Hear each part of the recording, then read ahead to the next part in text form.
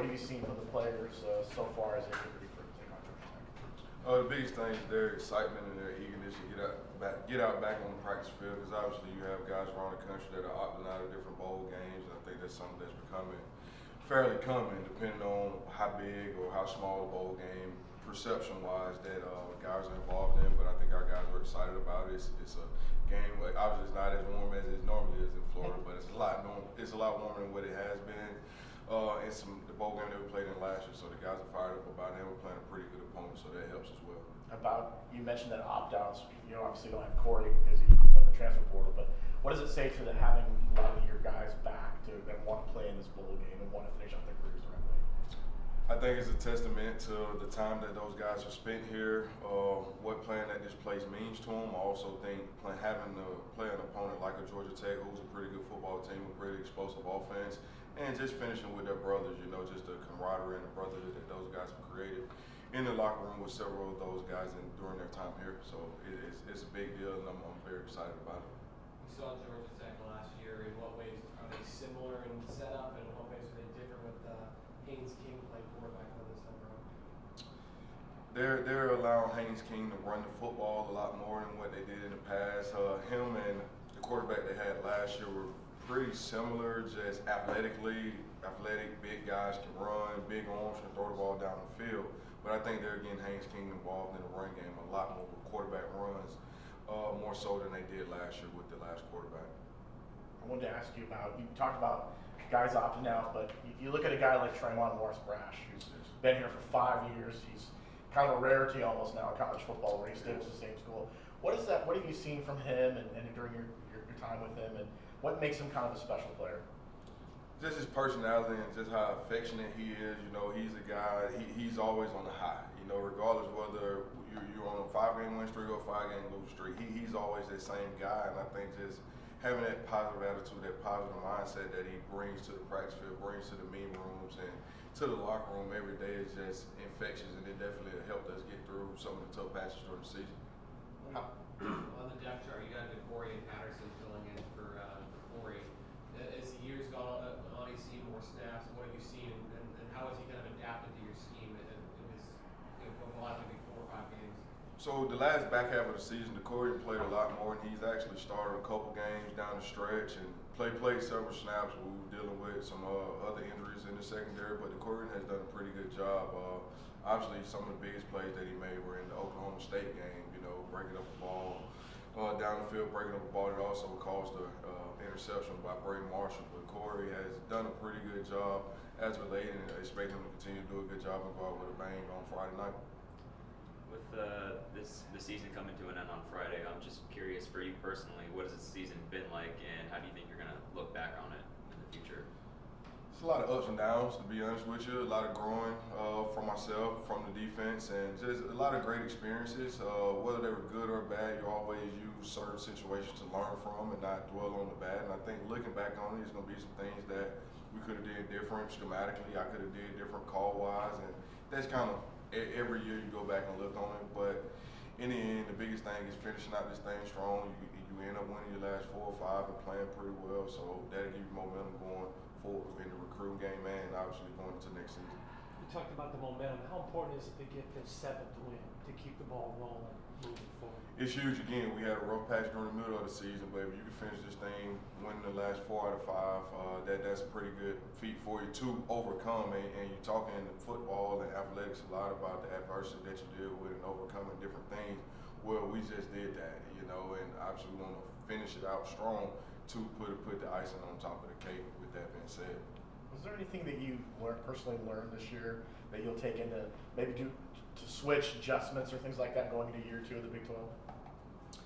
Yes, it's several things I've learned, whether it was schematically, whether it was personnel-wise, and obviously us going into a new league, we were learning the league as well. And the league, it was a little different from what we initially thought it was.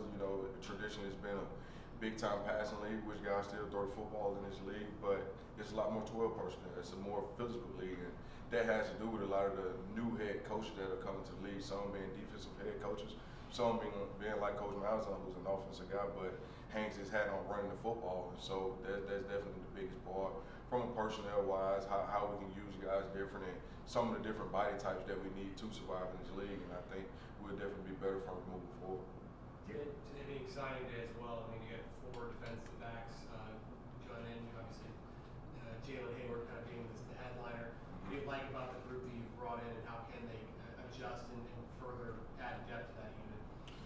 So I think the biggest thing with those guys, and I know during the rough patch during the middle of the season, everybody kept asking, well, how's recruiting going? How's recruiting going? Those guys were always here and always around each other. So I think the camaraderie amongst them guys and the brotherhood that they've created over the last few months is huge coming in. It's huge in the locker room, and it's huge that those guys are going to all be here and get to start that work together and start on this journey. And they know that it's spots that they can come in and potentially have an immediate impact in. So definitely excited that those guys got their NLIs in and ready to coach them for sure. You were instrumental in the Hayward recruiting in particular. So can you just kind of lay out how that played out over the summer and the seeds that were sown to eventually make the flip from Georgia? Yeah, so it really goes all the way back to when we first got here, and Coach Madison saying, hey, we want to recruit the top guys. And getting here, we were kind of late on that first class, but with a guy like that was younger, just building that relationship, building a relationship with him, building it with his mom. I knew his high school coach pretty well from years ago, and just staying consistent with him, to be honest with you. He committed to Georgia. Hey, man, that's cool. We get it. But we're not going to start recruiting you right down the road. So still getting them over for the different junior days, getting them over to games, getting them over to just come hang out. And it paid dividends in the end. You know, the situation at Georgia, it was what it was, but we were always right there in his corner, and he felt the loyalty, he felt the genuineness in the relationship that we had with him, and we were able to flip him in the end, and glad we was able to sign him today. Him and Jacob and Christian, to a degree, they all seem like kind of like interchangeable parts. They played multiple spots in the secondary. Do you have a vision for them specifically, or is it just kind of getting them on campus and then seeing what they're going to do? With Jalen, probably going to start him on the outside at corner. To be honest with you, he's a longer guy that can run, so we're going to probably start him on the outside. Christian is a guy that could potentially play in the slot or play the field safety spot. And then with Jacob, he probably will play in the slot, could move to the safety spot as well, but thinking about starting him in the slot as of now. How you mentioned going through that rough patch, you know, and on the recruiting trail and talking to these kids. I mean, obviously they're paying attention. They watch the games. They see what's going on. How difficult really was it? I mean, you mentioned all these guys stuck with it, but Correct. How difficult really was it during that rough patch to keep these guys, you know, the recruits kind of, you know, hey, this is just a little patch and we're going to get through it type mentality? Well, obviously, it's your first year in the league, so we're just talking about it's a transition phase. And then even during that rough patch, there were different signs of, hey, we're still close. We're still close. It may not always look like that on the outside, but we're on the inside, and them guys at times coming, being able to be around the guys and talking to the guys on the team, they're like, hey, I got to do this. I got to do that. We can be better here. We can be better there. And then we can tweak those few little things. It's going to help us moving forward. And I think those guys just continue to buy into, okay, hey, we can get better. You know what? We can come here and help make a difference as well. And then, like I said, just the genuineness of the relationships that those guys had, not only with myself and Coach Gibbs and our staff, but with each other and also the guys in the locker room. They did a heck of a job, because when those guys are here, they're spending a lot of time with them. They're also the same guys that's going back and forth with them on social media, texting them, you know what I'm saying, after their game. So they build a bond with several people within the organization. Ricky Barber's, we talked to him the other day, he said he's healthy. I mean, how big of a boost is that for you guys to have him back and be healthy, have the extra time off to get back there? It's a huge boost, because again, during that road patch, we had some injuries in the middle, and when you lose a guy like that within the middle of your defense, yes, we have a lot of good players in there, but he's a leader, and he's a guy that's played a lot of ball. He's very disruptive, so losing him, you definitely lose a lot within the middle of your defense, and that's the core of it. When you talk about stopping, running, playing good defense, it all starts up front. But having him, you know, getting healthy and being back and being around the guys, another one that, you know, could have potentially opt out of the game. Hey, I'm injured, trying to get himself healthy, but instead of doing that, he's worked his way back to where he's fairly healthy, and so looking forward to have a big game on Friday night. You got a few guys that are going to be playing their last game, certainly Jason Johnson and Tremont come to mind. As far as the next level beyond here, what would you say to evaluators for what they might be, you know, looking to bring in if they draft or sign them as an undrafted guy at the NFL level? The one thing both gonna have to worry about in the locker room. They're gonna be great teammates. They're gonna be great off the field. From an on the field standpoint, they're gonna be some of your hardest workers.